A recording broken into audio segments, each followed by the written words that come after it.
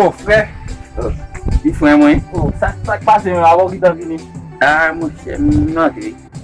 Pas te to non. Eh mais, ça un frère mon ami. Oh, qui est mon frère non?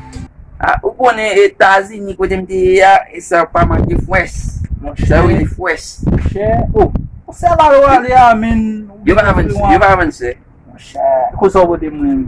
Mwen se mta pote pou vwe, men konen, maneta te ki ta plen, te trop plen bay. Mte pote nam, pou ba dam nan, e nam veritab, e koman yo di bay, mazon bel. Mwen ba sa wè nou kwa. Tout konen barakite yo, min ave yo.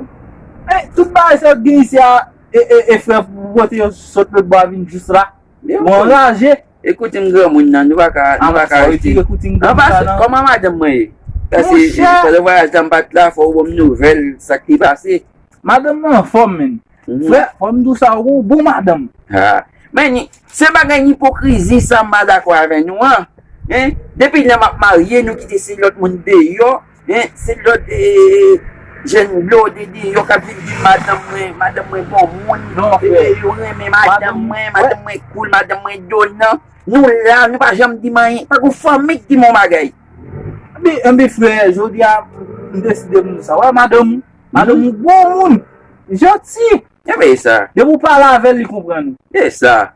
Bien, Madame mwen e pou sa dispose. Si vous donnant, frère, li donnant. Tout ça rien li baoul. Toujou di madame mwen, separe.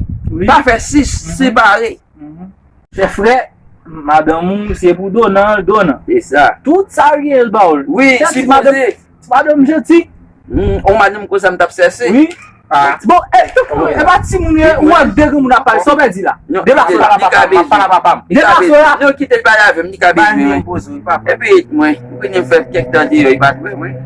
Komo e bit mwen, sa ki? E m biye bit mwen. Papa, m ba m de se koni. Pe pa la vavo, pa la vavo. Te moun ansan yon sou lot. Ki sa yon fè? Kom si, komon vle pale la, de ki sa. Kom si yon an le, yon an ba, sa yon. Sa, ne kat timon. Oui, Timon.